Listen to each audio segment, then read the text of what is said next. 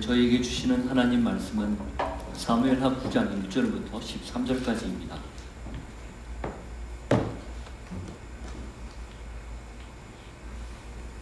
같이 읽겠습니다. 다윗이 이르되 사울의 집에 아직도 남은 사람이 있느냐? 내가 요나단으로 말미암아 그 사람에게 은총을 베풀리라 하니라. 사울의 집에는 종 한 사람이 있으니 그의 이름은 시바라. 그를 다윗의 앞으로 부르매 왕이 그에게 말하되 내가 시바냐 하니 이르되 당신의 종이니이다 하니라. 왕이 이르되 사울의 집에 아직도 남은 사람이 없느냐? 내가 그 사람에게 하나님의 은총을 베풀고자 하노라 하니 시바가 왕께 아뢰되 요나단의 아들 하나가 있는데 다리 저는 자니이다 하니라. 왕이 그에게 말하되 그가 어디 있느냐 하니 시바가 왕께 아뢰되 로드발 암미엘의 아들 마길의 집에 있나이다 하니라. 다윗 왕이 사람을 보내어 로드발 암미엘의 아들 마길의 집에서 그를 데려오니 사울의 손자 요나단의 아들 무비보셋이 다윗에게 나와 그 앞에 엎드려 절하며 다윗이 이르되 무비보셋이여 하니 그가 이르기를 보소서 당신의 종이니이다. 다윗이 그에게 이르되 무서워하지 말라. 내가 반드시 내 아버지 요나단으로 말미암아 내게 은총을 베풀리라.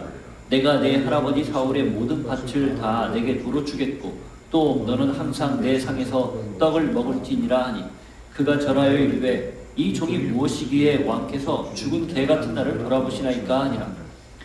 왕이 사울의 종 시바를 불러 그에게 이르되 사울과 그의 온 집에 속한 것은 내가 다 내 주인의 아들에게 주었느니 너와 내 아들들과 내 종들은 그를 위하여 땅을 갈고 거두어 내 주인의 아들에게 양식을 대주어 먹게 하라. 그러나 내 주인의 아들 무비보셋은 항상 내 상에서 떡을 먹으리라 하니라. 시바는 아들이 15명이요 종이 20명이라. 시바가 왕께 아뢰되 내 주 왕께서 모든 일을 종에게 명령하신 대로 종이 준행하겠나이다 하니라. 무비보셋은 왕자 중 하나처럼 왕의 상에서 먹으니라. 무비보셋에게 어린 아들 하나가 있으니 이름은 미가더라. 시바의 집에 사는 자마다 무비보셋의 종이 되리라. 무비보셋이 항상 왕의 상에서 먹음으로 예루살렘에 사니라. 그는 두 발을 다 절더라. 하나님께서 우리에게 약속하신 그 약속을 저희가 믿기에 그 약속에 따라 오신 예수 그리스도를 믿고 구원에 이르렀습니다. 이제 그 주님이 다시 오실 것을 약속하셨기에 주님이 심판하러 다시 재림할 것을 믿습니다.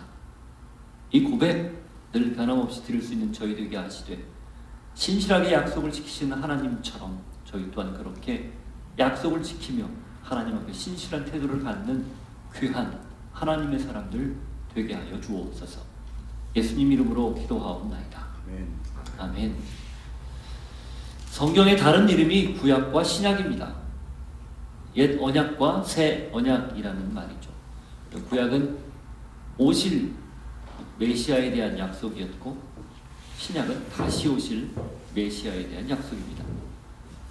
구약에 오실 예수의 메시아에 대한 약속이 예수님을 통해서 성취되었기 때문에 예수님이 올라가면서 다시 오실 거라고 약속한 그 약속 또한 성취될 거라고 믿는 것, 이게 신앙입니다. 성경은 약속을 굉장히 중요하게 이야기하고 중요한 가치로 생각합니다. 왜 그러냐 하면 아담이 타락했을 때 하나님이 그에게 처음으로 한 것이 약속이었기 때문입니다. 창세기 3장 15절에 뱀의 후손과 여자의 후손이 서로 원수가 돼요. 뱀의 후손은 여자의 후손의 뒤꿈치를, 그리고 여자의 후손은 뱀의 머리를 밟을 것이라는 그 약속, 그게 바로 구원에 관한 첫 약속. 그래서 이걸 원시복음, 제일 첫 복음이라고 명명했죠. 그 약속에 따라 계속해서 사람들을 세우고 또 역사를 반복하며 하나님은 결국 그 약속을 이행하는 데에 굉장히 중요하게 하나하나 역사를 이루어간 것을 볼 수 있습니다. 그것이 아브라함을 거쳐 모세를 통해 첫 번째 구체적인 모습으로 드러난 사건, 그게 바로 출애굽 사건입니다. 구원에 대한 약속을 증명한 셈이죠. 그리고 아브라함에게 약속했던 그 약속을 이루기 위해서 그들을 이집트로부터 탈출시켜 한 백성을 이루고 민족을 이루게끔 한 것이죠. 출애굽 19장에 그래서 그 출애굽한 백성들과 십계명을 주기 전에 맺었던 약속, 시내산 언약이라고 하는 그 약속의 핵심은 사실 나는 너의 하나님이 되고 너희는 내 백성이 될 것이다 라는 말씀입니다. 그것 때문에 그 하나님과의 관계를 설정지을, 관계를 규정하고 서로 그 관계에서 어떻게 약속을 지킬 건가를 규정한 내용이 십계명을 필두로 한 율법입니다. 그 하나님을 섬기는 방법이 성막이었고요. 결국 약속의 근거에서 하나님이 그들을 구원했고, 그리고 그 약속대로 하나님과의 관계를 맺은 것이죠. 그런데 이 약속, 그래서 언약이라는 말들을 많이 쓰는데 커비넌트라고 하죠. 그 언약이라는 말을 많이 쓰는데 이 언약이라는 말은요, 반드시 그냥 언약이라는 말로만 쓰이지 않고 언약을 맺다, 약속을 맺다 혹은 체결하다라는 말하고 같이 썼습니다. 그러니까 약속을 맺다, 약속을 체결하다 혹은 언약을 맺다, 언약을 체결하다 이렇게 두 단어를 같이 썼는데 그게 원문을 보면 베리트 카라트라는 말이에요. 특별히 이 베리트라는 말이 약속인데 이 카라트가 맺다라는 말로 해석이 되지만 그 카라트라는 말의 뜻을 보면요, 자르다, 없애다 혹은 베어내다, 삭제하다, 끊다 이런 의미를 담고 있어요. 약속을 맺는데 왜 이런 단어를 썼을까? 그만큼 진중하게, 아주 엄중하게 그 맺은 약속을 지켜야 한다라는 의미입니다. 그렇지 않을 경우, 만약에 맺은 약속을, 계약을 파기할 경우 잘라질 것이다, 삭제될 것이다, 없어질 것이다, 그렇게 말하는 거죠.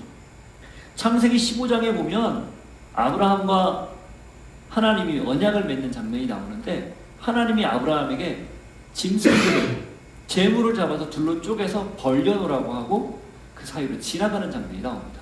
그게 고대 근동의 약속을 맺는 의식이었어요. 거기에서 유래를 한 거죠. 그런 의식 속에서 유래가 된 겁니다. 만일에 약속을 어기면 이렇게 짐승이 쪼개져서 둘로 나뉘어 죽은 것처럼 그렇게 될 것이다. 무슨 뜻입니까? 반드시 지켜야 된다. 그런 의미가 담겨 있는 거죠. 다윗은 약 30년 전에 사울을 피해서 도망자 생활을 시작할 때 사울의 아들이었던, 다윗의 벗이었던 요나단과 약속을 맺었습니다. 사무엘상 20장 보실래요?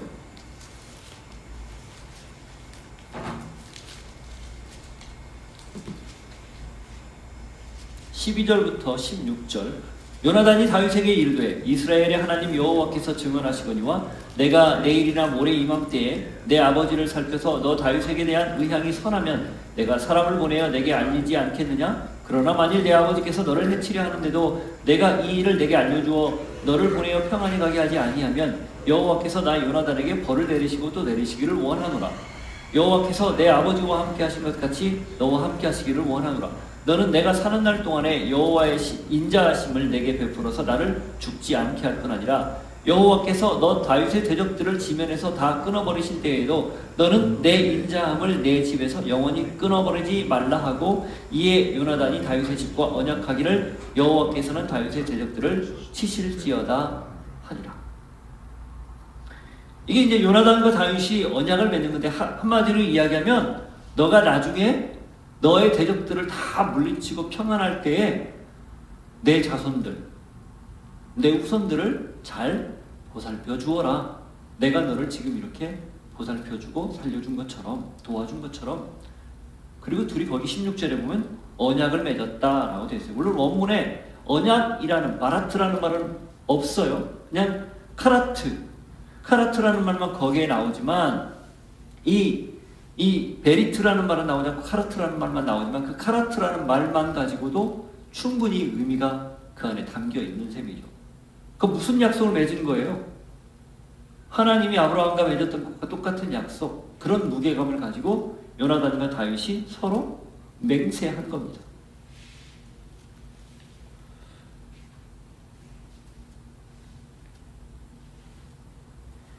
다윗이 이 왕이 된 지 대략 지금 오늘 본문이 한 17년 이상 흐른 시간이 아닌가 추정을 해요. 뒤에 12절에 보면 무비보셋이 아들을 낳았는데 미가라는 아들을 낳았다라는 걸 봤을 때 무비보셋이 아버지 요나단과 사울이 죽을 때 5세였거든요. 그때 유모가 무비보셋을 데리고 도망치다가 떨어뜨려서 두 발을 다 절게 되었죠. 그게 다윗의 즉위한 해 아닙니까? 헤브론에서. 그로부터 지금 헤브론에서 7년 그리고 예루살렘에서 한 10여 년 정도 흐른 시간이 지나지 않았나. 때는 밖으로는 주변 나라들을 다 평정하고 그리고 법궤를 안치하고 내부적으로는 나라의 모든 시스템, 정비를 다 갖춘 그때입니다. 그런데 다윗이 그때 마침 그러고 나서 모든 걸 다 갖추고 대적들을 다 물리친 후에 요나단이 했던 것처럼 이제 요나단과의 약속을 기억한 거예요. 그리고 그 약속을 지키기로 결정한 겁니다. 자, 1절 한번 보십시오. 다윗이 이르되 사울의 집에 아직도 남은 사람이 있느냐? 내가 요나단으로 말미암아 그 사람에게 은총을 베풀리라 하니라. 이 30여 년, 그러니까 요나단과의 약속한 때부터 약 30여 년이 지난 그 시간이라고 보면 됩니다. 다윗이 대략 한 10여 년 도피 생활했다 치고 또 왕이 된 지 17년, 길게 잡으면 한 30년, 짧게 잡으면 27, 8년 그 정도 시간이 지난 거죠. 넉넉하게 30여 년이 지난 뒤에 그는 요나단이 했던 말을 기억하고 지금 그걸 지키려고 하는 것입니다. 요나단의 말, 내 대적이 다 내 대적을 물리치고 평안할 때에 나를 좀 돌봐다오, 내 후손을 돌봐다오, 그 말을 지키기로 결정한 거예요. 참 좋은 일이죠. 그리고 선한 일입니다. 그 상당한 시간 동안 그 약속을 잊지 않고 있었다는 것, 다윗에게 발견할 수 있는 신실한 모습입니다.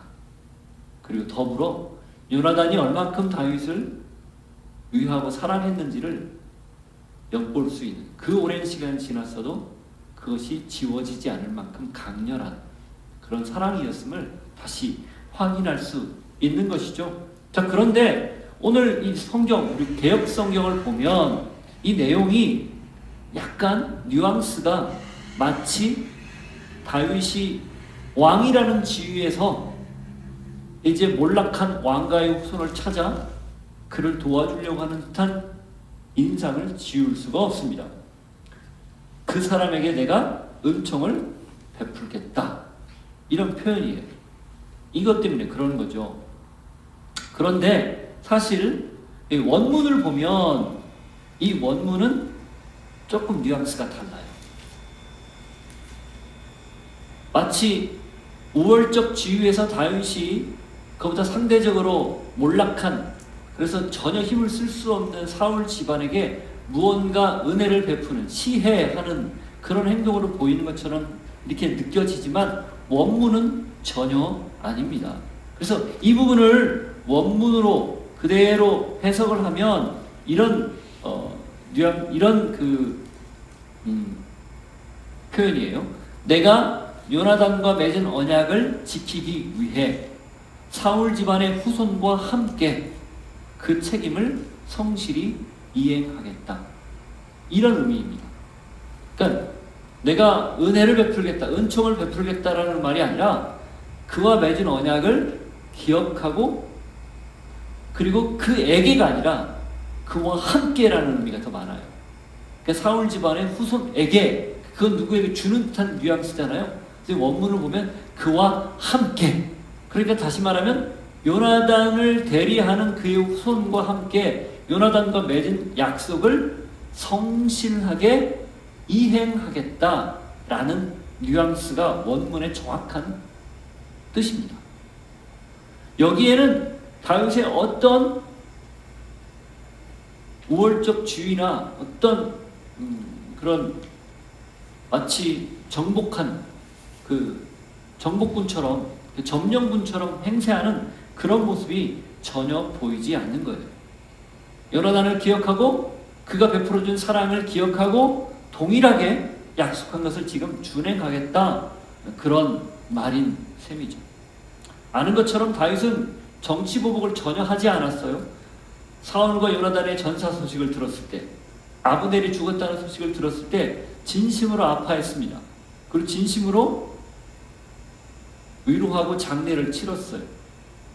이것이 결국 갈라진 사울을 지지하는 세력과 다윗을 지지하는 세력, 그 두 세력을 통합하는 굉장히 중요한 결정적 계기를 마련했지 않았습니까? 여전히 마찬가지라는 거예요.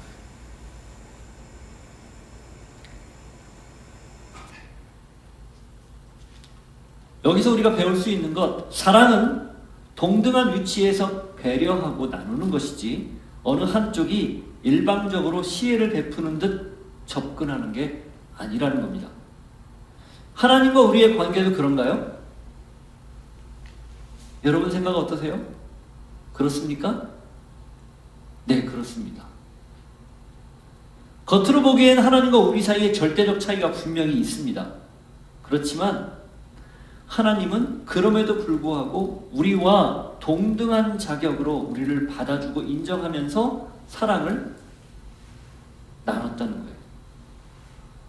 그냥 하나님이기 때문에 그 하나님의 능력으로 우리에게 일방적으로 사랑을 무조건 베풀지 않았다는 겁니다. 그럴 수 있는데도 불구하고. 그렇기 때문에 자신의 생명을 내주고 대신 우리를 살려준 거예요. 저희가 지금 사순절 기간을 보내고 있는데 이 사순절 기간은 하나님이 우리를 구원하신 그 사랑을 깊이 묵상하는 시간들이죠. 그럼 어떤 사랑일까? 우리의 생명의 가치를, 각 개인의 생명의 가치를 하나님의 그 생명의 가치와 동등하게 여겨서 내주는 사랑입니다. 만일에 하나님이 우월적 그런 절대적 지위를 가지고 우리에게 사랑을 베푼다, 그러면 굳이 십자가를 지지 않아도 돼요. 천지를 말로 창조했는데 구원도 말씀으로 하면 그만 아닙니까? 내가 너희를 용서했다, 구원했다. 그리고 믿으라고 하면 다 끝나지 않아요? 오히려 그게 하나님의 전능하심을 가장 극명하게 드러내는 방법이잖아요. 근데 하나님은 그런 방법을 쓰지 않고 오히려 바울의 표현대로 가장 미련해 보이는 십자가라는 방법을 통해서 우리를 구원했다는 거죠. 그게 왜 그러면 그렇게 하셨는가? 네, 하나님이 당신의 사랑을 우리에게 나누되 당신의 생명의 가치와 우리의 생명의 가치를 동등하게 여겼기 때문에 환치 바꿔버린 거예요. 대신 주고 구원해낸 거죠. 여러분, 이게 하나님의 사랑 방식이에요. 지금 다윗이 무비보셋에게, 사울의 후손에게 보여주는 행동이 그대로 하나님의 사랑하는 방식이 투영되어 있었다라는 거죠. 우리가 그런 하나님의 사랑을 경험했다면 우리 역시 누군가를 사랑할 때 우리가 하나님을 사랑하는 그 하나님 우리를 사랑해준 방식 그대로 사랑하는 것 당연하지 않겠는가? 라는 걸 도전받는 거죠. 선교 현장이나 교회에서 흔히들 실수할 수 있는, 범할 수 있는 잘못들이 바로 그런 부분입니다. 마치 우월적 지위에서 무언가를 베풀듯 주듯 그렇게 해버리는 모습들. 당장은 기뻐할지 모르지만 지속적인 감동이나 감격, 그리고 궁극적인 변화는 기대하기 어렵습니다. 우리가 사람과 우리 안에서 관계도 마찬가지예요. 결국 어느 한쪽이 일방적으로 무언가를 쏟아붓듯 내어붓는 사랑은 결국 왜곡되고 만다는 겁니다. 왜 부모의 사랑이 그렇게 헌신적인데 자식들에게 고스란히 전달이 안 될까? 혹 그 안에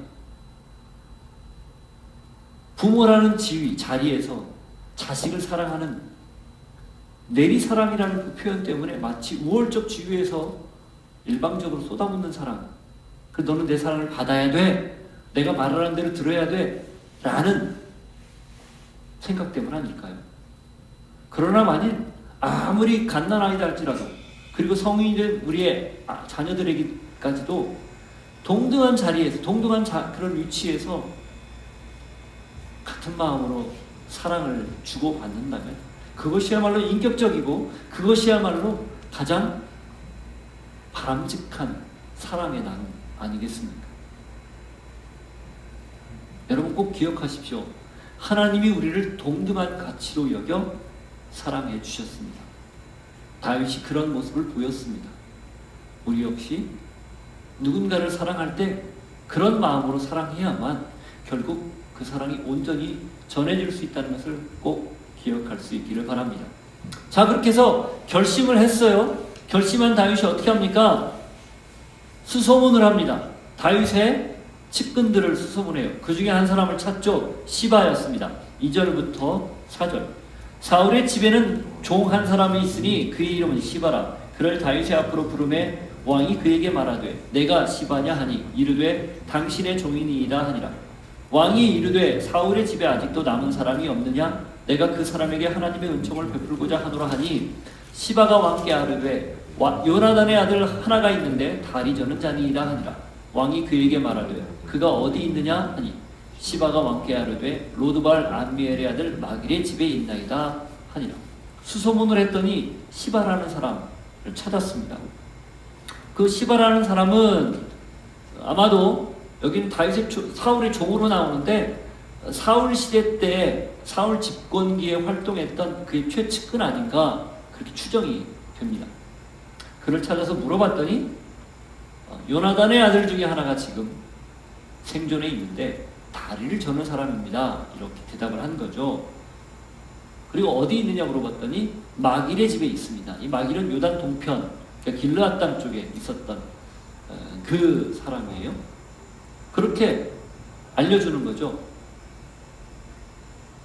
그래서 그걸 알아들은 다윗이 다시 재차 그 사울의 후손을 찾아서 하나님의 은총을 베풀겠다 이렇게 말을 합니다. 그리고 어떻게 합니까? 그를 바로 데려옵니다. 5절 한번 보십시오. 다윗 왕이 사람을 보내어 로드발 암미엘의 아들 마길의 집에서 그를 데려오니. 자, 1절에 보면 결심을 했어요. 2절에 그래서 결심을 구체화하기 위해서 사울의 측근들을 찾았어요. 시바를 찾았고 시바를 통해서 요나단의 아들 중에 하나가 생존해 있다는 것을 전해 들었습니다. 마길의 집에 있다는 걸 전해 듣고 바로 사람을 보내서 마길의 집에서 그를 데려온 거죠. 1절에 결심을 할 수 있는데 2절부터 5절에 그를 데려오기까지 행동이 굉장히 바로바로 이어서 진행됐다는 것을 알 수 있습니다. 특별히 이 5절 여기에 우리가 계속 반복해서 듣는 와우 계속용법을 사용해서 다윗이 이 무비보셋을 데려오는데 얼마나 마음을 썼고 얼마나 거기에 지금 최선을 다하고 있는지를 보여줍니다. 다윗이 사람을 보냈다, 다윗이 그를 데려왔다. 원문에는 그렇게 되어 있어요. 근데 사실 잘 보면 다윗이 사람을 보낸 건 맞아요. 그러나 데려온 건 다윗이 보낸 사람이 데려왔죠. 근데 원문에 마치 다윗이 데려온 것처럼 기록하고 있단 말이죠. 그만큼 다윗의 마음이 지금 이 무비보셋을 자기에게로 데려오는 것 굉장히 신경 쓰고 있고 정성을 기울이고 있다는 것을 알 수 있는 거죠. 그는 말로 그리고 생각으로만 사랑하지 않고 행함과 진실함으로 사도 요한이 말했던 것처럼 말과 혀로만 사랑하지 말고 행함과 진실함으로 사랑하자 했던 그대로 무비보셋을 찾아서 데려온 겁니다. 결심으로 그치지 않고 적극적으로 움직였다는 거예요. 그리고 찾았을 때는 지체하지 않고 즉각 아주 빨리 데려왔다는 겁니다. 하나님의 사랑이 그냥 약속으로만 그치지 않고 십자가로 구체화된 것과 같은 맥락이에요. 우리의 사랑 방식이 어떤지 이 다윗의 모습을 보면서 한번 점검해 보기를 바랍니다. 우리 역시 행함과 진실함으로 그리고 즉각적으로 사랑할 때 결국 그걸 통해서 그 수고와 헌신을 통해서 사랑이 전해질 것이기 때문입니다. 자, 그렇게 해서 모비보셋을 불러오죠. 그리고 그와 약속을 또 맺습니다. 요나단과 맺었던 약속 그걸 기억하고 모비보셋을 찾았는데 다윗은 지금 또 모비보셋과 약속을 합니다. 6절부터 8절입니다. 사울의 손자 요나단의 아들 모비보셋이 다윗에게 나와 그 앞에 엎드려 절하며 다윗이 이르되 모비보셋이여 하니 그가 이르기를 웃어서 당신의 종이니이다. 다윗이 그에게 이르되 무서워하지 말라. 내가 반드시 내 아버지 요나단으로 말미암아 내게 은총을 베풀리라. 내가 내 할아버지 사울의 모든 밭을 다 내게 도로 주겠고 또 너는 항상 내 상에서 떡을 먹을지니라 하니 그가 절하여 이르되 이 종이 무엇이기에 왕께서 죽은 개 같은 나를 돌아보시나이까 하니라. 여기 보면 다윗의 태도, 모비보셋을 맞이했을 때 다윗의 태도가 굉장히 공손하고 정중하다는 것을 알 수 있습니다. 모비보셋이 당연히 절을 하죠. 아마 사람이 찾아와서 왕이 당신을 찾습니다. 같이 가시죠 했을 때 모비보셋이 무슨 생각을 했을까요? 그는 몰락한 왕가의 후손이고 마길이라는 사람의 집에 이미 지금 숨어 살고 있는 거나 마찬가지거든요. 기대어 살고 있는 거죠. 예루살렘에서 보면 저 동북쪽 변방에 있는 바로 그곳이에요. 다윗 앞으로 불려가면서 무슨 생각을 했을까요? 물론 여러 가지 짐작을 했겠죠. 다윗의 행동을 보니 그동안 나를 죽일 의도는 없겠다. 그럼에도 무언가 불편한 기색을 감출 수 없는 그런 모습이 있을지도 몰라요. 또 반면 무언가 새로운 은혜가 있을까? 나에게 무슨 도움이 되는 일이 있을까? 그런 생각을 했을지도 몰라요. 어쨌든 만감이 교차하면서 같이 갔겠죠. 그러나 다윗 앞에 딱 나가서 당신의 종입니다 라고 엎드려 고백하는 이 모비보셋에게 다윗이 한 말을 보십시오. 모비보셋이여, 정중하게 그 사람을 대하는 태도입니다. 네가 모비보셋이냐 이렇게도 물어보지 않았어요.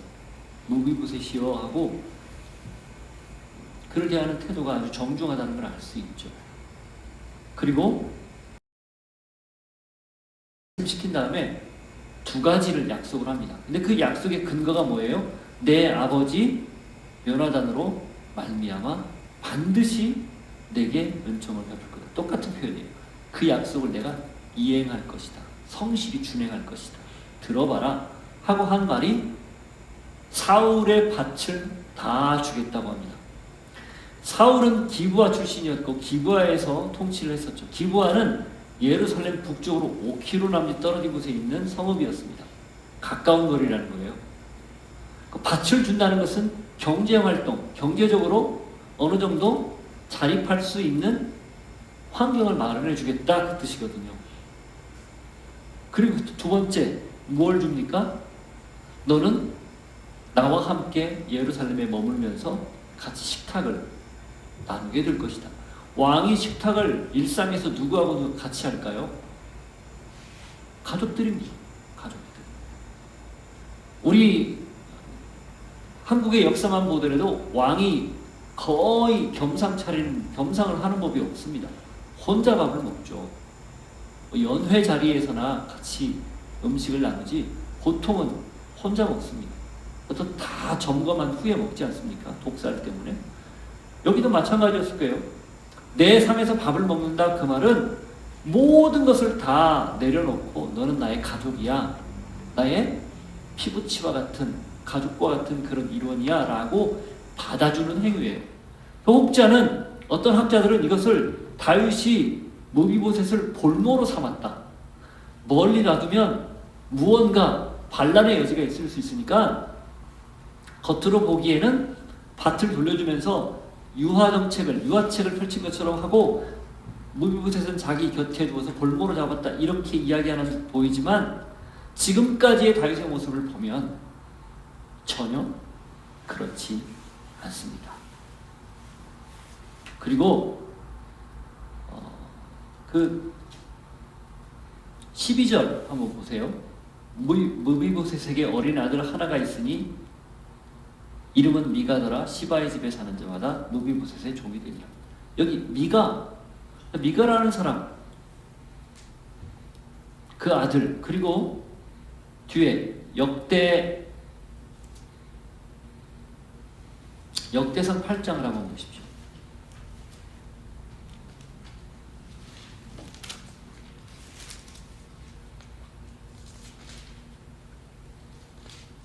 역대상 8장 29절 이하를 보면 거기에 사울 집안의 족보가 나오는데 그 중에 34절 보십시오.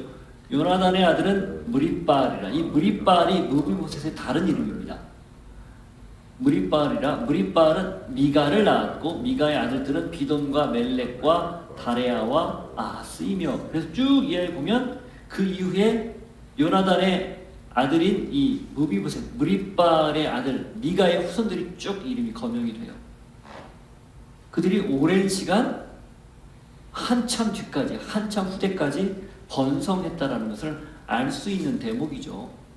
만일에 다윗이 무비보셋을 정적으로 여겨서 그를 볼모로 삼고 그를 잡아 가두기 위해서 측근에 두었다 하면 이건 사실 불가능한 일이에요.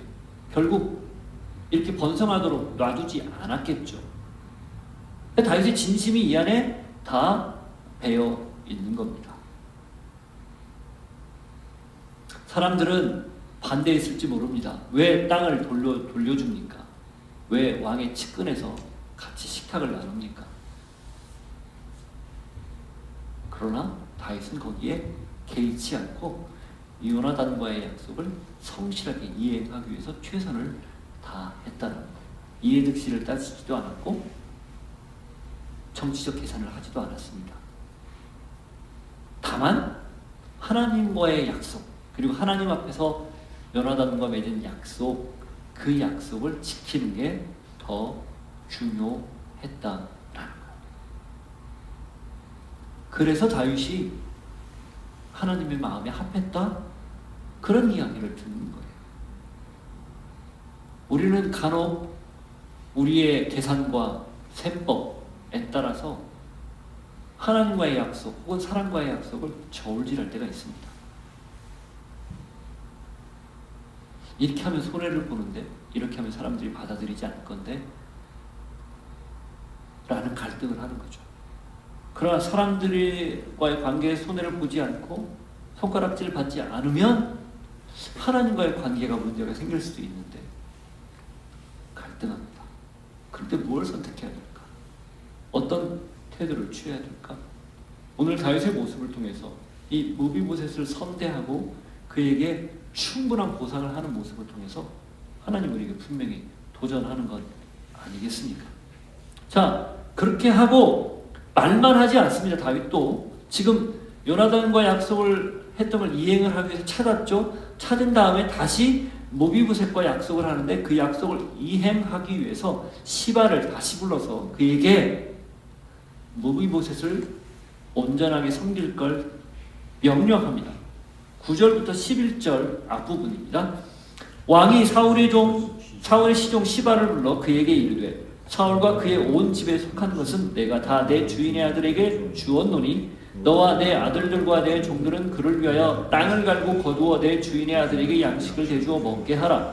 그러나 내 주인의 아들 무비보셋은 항상 내 상에서 떡을 먹으리라 하니라.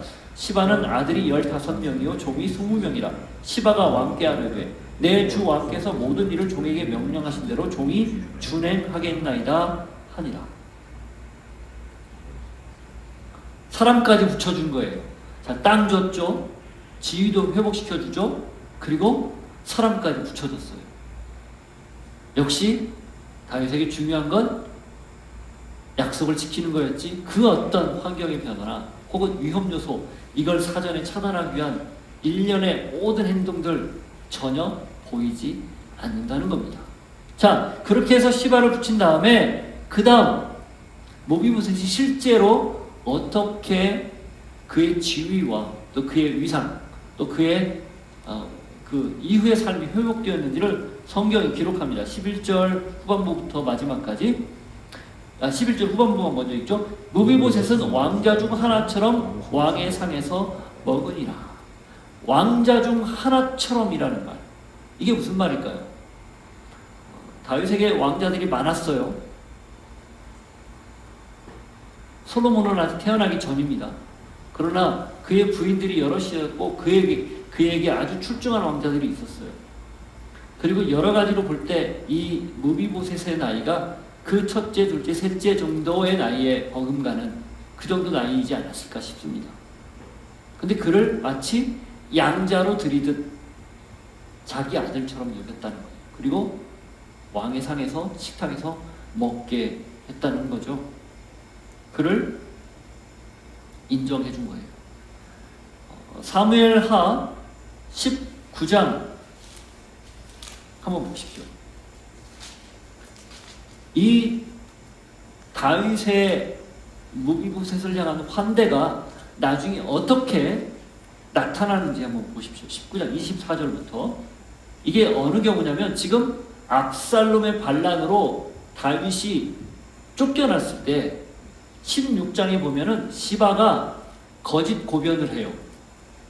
그래서 모비보셋이 당신이 쫓겨난 걸 너무 환영하고 좋아합니다. 그렇게 얘기를 하죠.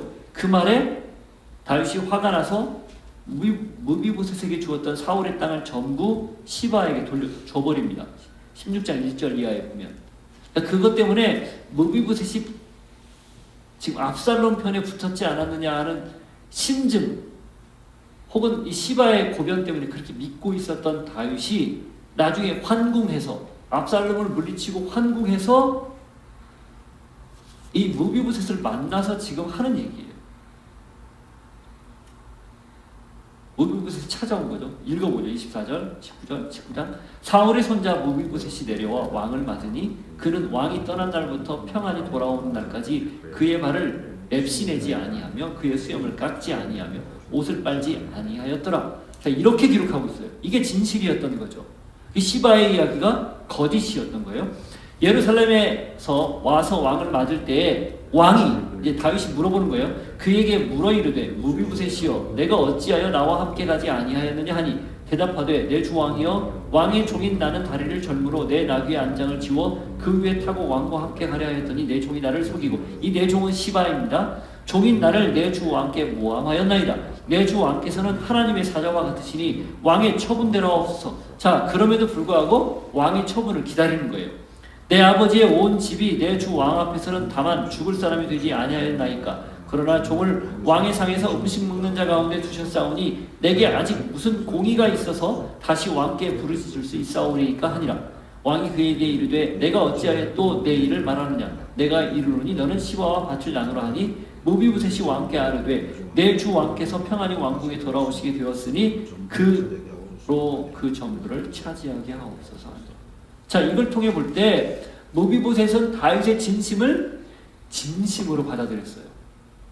왕의 식탁에서 먹고 이 사건이 일어나기 전까지 왕이 베풀어준 그 모든 것들을 온전하게 받아들였다는 뜻입니다. 그러니 왕이 쫓겨났을 때, 도망쳤을 때 아무것도 하지 않고 오히려 근신하고 있었다는 걸 알 수 있죠.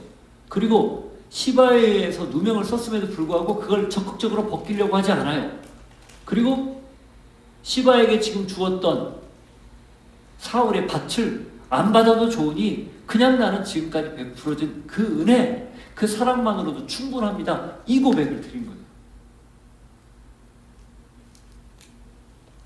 따라서 오늘 본문에 왕자 중 하나처럼 상에서 먹었다. 이 표현은 진실인 거예요. 있는 그대로. 그렇게 지위가 회복되었다. 거기까지만 해도 그냥 끝날 일인데 그 다음 12절 13처럼 마치 부록처럼 조금 더해진 이야기입니다. 부연 설명을 한 거예요. 이걸 왜 했을까? 이유가 있어요. 12절 13절 보시죠. 모비보셋에게 어린 아들 하나가 있으니 그 이름은 미가더라. 시바의 집에 사는 자마다 무비보셋의 종이 되니라. 무비보셋이 항상 왕의 상에서 먹음으로 예루살렘에 사니라. 그는 두 발을 다 절더라. 자, 이 이야기를 왜 했을까요? 아까 잠깐 나눴지만 미가 이야기를 왜 했을까요? 그의 후손이 아무런 제약 없이 다윗 왕조에서 다윗의 보살핌으로 잘 살았다. 그 말은 곧 다윗의 마음이 진심이었다. 이걸 이야기하는 거예요. 그가 예루살렘에 살았다. 기부하러가 살지 않고 예루살렘에 살았다. 그의 삶에 다윗이 얼마나 그를 귀하게 존귀하게 여기는지를 분명하게 보여주기 위한 그런 부연 설명인 거예요. 다시 말하면 지금까지 다윗이 사울의 후손을 찾고 그래서 그와 관련 있는 사람 시바를 통해서 그의 어디 있는지를 알고 데려와서 그에게 두 가지 약속을 하고 그 약속을 지키기 위해서 시바를 다시 그 집을 섬기는 시종으로 삼고 그리고 그와 함께 더불어 먹었다. 그리고 그의 후손들이 번창했다. 그 예루살렘에 살았다. 이 모든 걸 말하는 이유는 결국 다윗이 요나단과 맺었던 약속을 성실하게 지켰다. 그걸 강조하려는 뜻입니다.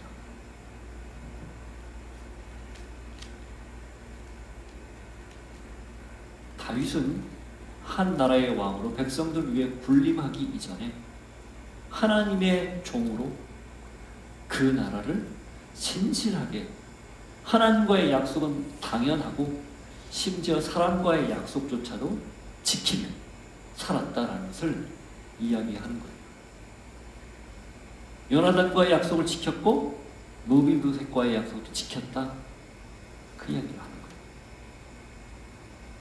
거예요. 여기서 우리가 한 가지 더 생각해 볼 포인트가 있는데 그건 사랑의 선순환입니다. 요나단이 다윗을 일방적으로 동등한 위치에서 왕자처럼 여기며 사랑했어요. 그걸 언약을 맺었죠. 그리고 다윗이 그 사랑을 기억했습니다. 다윗이 그 사랑으로 무비보셋을 동등한 자리에서 사랑했습니다. 이 사랑의 선순환, 그 오리지널 하나님의 우리를 향한 사랑이죠. 따라서 신앙이란 결국 하나님의 사랑을 머금고 그 사랑을 경험한 우리가 우리를 사랑하신 사랑을 어떻게 누구에게 똑같이 나누느냐, 거기에서 깊이도 넓이도 무게도 다 결정납니다. 도전하기는 그 하나님의 동등한 우리를 동등하게 여기는 그 사랑 충분히 깊이 경험하시고 동일하게 함께 사랑할 수 있는 그리고 하나님과의 약속, 사랑과의 약속을 신실하게 지킬 수 있는 여러분 모두가 되기를 바랍니다. 같이 한번 기도하겠습니다.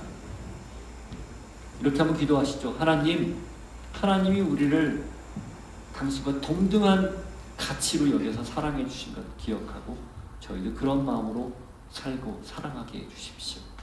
요나단이 다윗이 무비보셋을 사랑의 선순환이 일어난 저희도 그렇게 받은 사랑을 기쁨과 즐거움으로 나누며 선순환을 일으키는 그런 하나님의 사람들 되게 해주십시오. 같이 기도하겠습니다. 하나님 아버지 감사합니다. 다윗이 약속을 지켰습니다. 요나단과 맺은 하나님 앞에서 맺은 그 약속을 성실하게 이행했습니다. 또 무비보셋과 맺은 약속도 지켰습니다. 이것이 바로 다윗이 받은 요나단으로부터 받은 사랑의 선순환 그리고 그 기저에 하나님의 사랑이 깔려 있었기에 나눌 수 있는 사랑의 능력임을 깨달았습니다. 우리도 동일하게 그런 마음 주시고 그런 생각 주셔서 어느 곳에 있든 어디에 있든 누구를 만나든 하나님 부어주신 사랑을 경험하고 함께 동등한 자리에서 사랑을 나누고 이행할 수 있는 하나님의 사람들 되게 하옵소서. 하나님 아버지, 주님이 우리를 가장 보배롭게 여겨 사랑해 주셨던 저희 또한 우리와 관계된 사람들 사랑하고 주님 사랑하며 살 수 있는 모두가 되게 하여 주옵소서. 예수님 이름으로 기도합니다. 아멘. 아멘. 자, 예수를 함께 찬양합니다.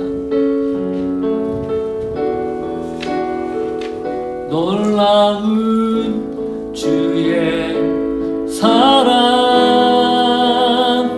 내 맘에 가득 넘치네. 그 사랑 나를 새롭게 해. 놀라운 주의 사랑, 놀라운 주의 사랑 내 맘에 가득 넘치네. 그 사랑 나를 새롭게 해. 놀라운 주의 사랑. 그 놀라운 사랑 기억하며 우리의 마음을 드리고 중심을 들여 헌신합니다. 그 표시로 물질을 구별하여 드립니다. 기쁘게 받으시고 동등한 마음으로 동등한 위치에서 귀하게 여기며 받은 사랑 흘려보내는 그곳에 마음껏 사용되게 하여 주옵소서. 드린 손길 기뻐하시고 더 넘치도록 부어주시는 은혜, 채워주시는 은혜 맛보게 하여 주옵소서. 지금은 우리 구주 예수 그리스도의 은혜와 하나님 아버지의 사랑과 성령님의 교통하심이 우리를 동등한 가치로 여겨 사랑하신 그 사랑 기억하고 우리 또한 그 마음으로 사랑하며 살겠습니다. 약속을 지키며 살겠습니다. 결단하고 고백하는 주의 백성들 머리 위에 삶의 자리에 함께 하시기를 축원하옵나이다. 아멘. 아멘.